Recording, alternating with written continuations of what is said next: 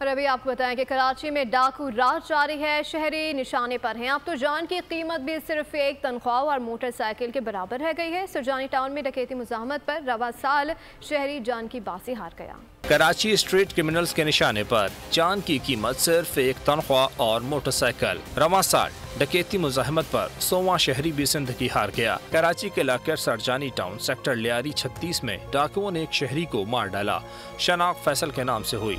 मकतूल के भाई ने बताया कि मुलजिम ने रकम लूटने के बाद मोटरसाइकिल छीनने की कोशिश में मुज़ाहमत पर गोलियां मारी। रकम तो ले ली थी उन्होंने, बाइक के मसला था, बाइक की मुसीबत। भाई बोला बाइक नहीं दूंगा, बाइक मेरे काम की है, ये मैं सवारी मेरी रोज की आज। उसने बोला बाइक पर लेके जाएंगे, गोली मार। वालिद ने बताया कि मुल्जिमान ने दोनों भाइयों से 80,000 रुपए नकद रकम लूटी।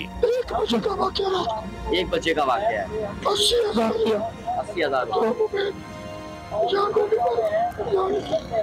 डकैती की बढ़ती वारदातों पर अपोजिशन लीडर अली खुर्शीदी ने भी कराची का नुहा सुना दिया। कहा कराची के शहरी लुट रहे हैं, इसको सियासी मसला नहीं बनाना चाहिए। कराची का एक एक शहरी इससे जो है वो परेशान है। स्ट्रीट क्राइम की वारदातें हो रही हैं, आज भी जो है लोग लुट रहे हैं।